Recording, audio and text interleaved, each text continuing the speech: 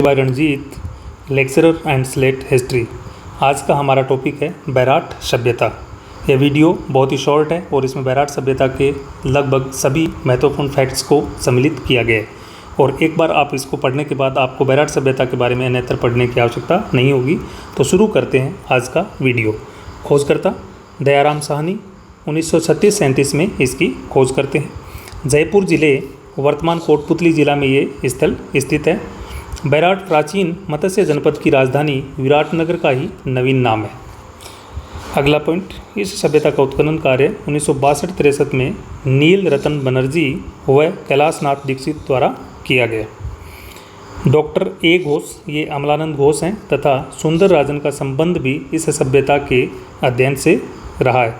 तो कौन कौन हो गए? दयाराम साहनी, नील रतन बनर्जी, कैलाश नाथ दीक्षित, डॉक्टर अमलानंद घोष, सुंदर राजन और C.L. कार्लाइल का संबंध भी इस सभ्यता से है।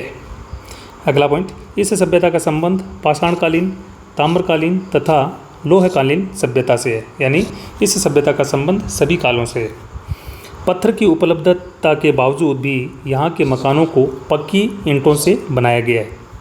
बैराट में उत्खनन कार्य निम्न पहाड़ियों पर किया गया है, जिनको स्थानीय भाषा में डूंगरी कहा जाता है। ये भी इम्पोर्टेंट है। तो बीजक डूंगरी, महादेव डूंगरी, भीम डूंगरी, गणेश और मोती डूंगरी का संबंध बैराट सभ्यता से है।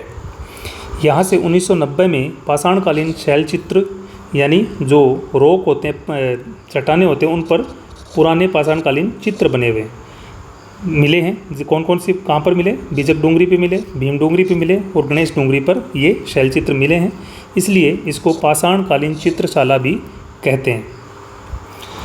महाभारत काल में पांडवों ने अज्ञातवास का कुछ समय बैराट में व्यतीत किया था।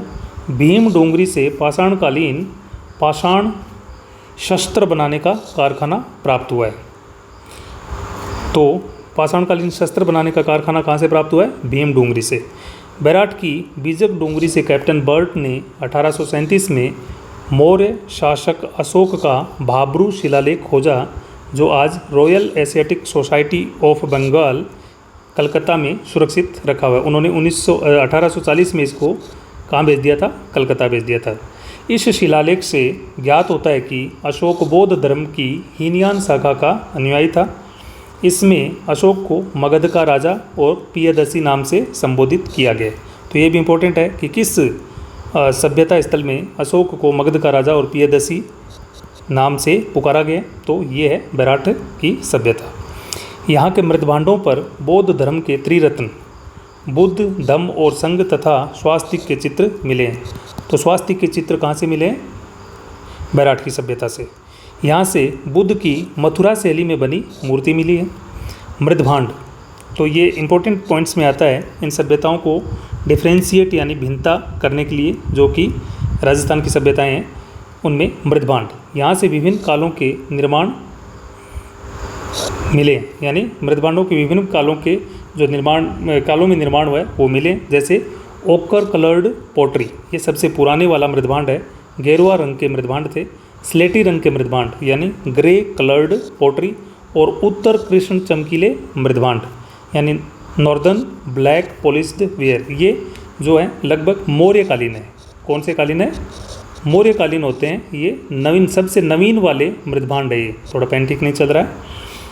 अगला पॉइंट, C.L. कार्लाइल ने 1871 में भीम डोंगरी, कहाँ से? भीम डोंगरी से मौर्य शासक अशोक का एक अन्य शिलालेख खोज निकाला, जिसे संख लिपि में तथा प्राकृत भाषा में लिखा गया था।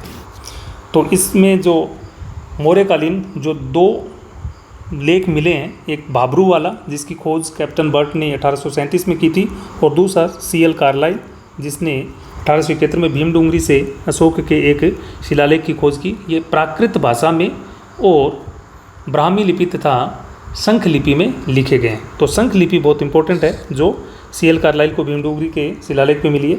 संख लिपि में तथा प्राकृत भाषा में लिखा गया है। संख लिपि ब्राह्मी लिपि का कूट गुप्त रूप है, जिसे अलंकृत रूप में लिखा जाता था, ताकि जो ब्राह्मी लिपि जो लोग पढ़ लेते थे वो संख लिपि को ना पढ़ पाएँ। ये थोड़ा गुप्त रखने के लिए इसमें लिखा जाता था। 634 ईस्वी के आसपास बौद्ध धर्म से संबंधित जानकारी प्राप्त करने के लिए चीनी यात्री हेनसांग ने बैराट की यात्रा की तथा इसमें बौद्ध मठों को जर्जर अवस्था में पाया, जिसके लिए उसने हूण शासक मिहिर कुल को जिम्मेदार ठहराया। तो आपको एक क्वेश्चन पूछा जा सकता है कि बैराट सभ्यता में जो बौद्ध स्तूप या बौद्ध प्रतीक थे उनको किसने नष्ट किया? तो मिहिर कुल ने 510 से 40 ईस्वी के मध्य। यहाँ एक बौद्ध मठ से सूती कपड़े में बंधी हुई 36 मुद्राएं प्राप्त हुई हैं। इनमें से 28 मुद्राएं इंडो ग्रीक यानी हिंद यूनानी, कौन से? हिंद यूनानी इंडो ग्रीक शासकों की तथा 8 मुद्राएं आहत पंचमार्क मुद्राएं थी। आहत और पंचमार्क मुद्राएं जो है वो मौर्यकालीन है। कौन सी? मौर्यकालीन। जयपुर के महाराजा राम सिंह द्वितीय के समय बैराट में खुदाई का कार्य करवाया गया, जिसमें एक स्वर्ण मंजूषा यानी सोने की एक पेटी प्राप्त हुई। इस मंजूषा में महात्मा बुद्ध के अवशेष मिले। अगला पॉइंट, मुगल शासक अकबर ने बैराट में टकसाल की स्थापना की थी। बैराट से स्वास्तिक के साक्ष्य मिले। यहाँ से नाचते हुए पक्षी की मृण्मय मूर्ति मिली है। यहाँ से बौद्ध मठ तथा गोल मंदिर के अवशेष प्राप्त हुए हैं। भारत में मंदिर का संभवतया यह प्रथम पुरातात्विक साक्ष्य है। तो ये थी इन शॉर्ट बैराट की सभ्यता। इसमें बैराट सभ्यता से संबंधित सब इम्पोर्टेंट फैक्ट्स को सम्मिलित कर लिया गया है और आपको, मुझे नहीं लगता, इसके अलावा बैराट सभ्यता के बारे में कहीं से पढ़ना पड़ेगा। तो अगर वीडियो पसंद आया हो तो चैनल को सब्सक्राइब जरूर करें। Thanks a lot.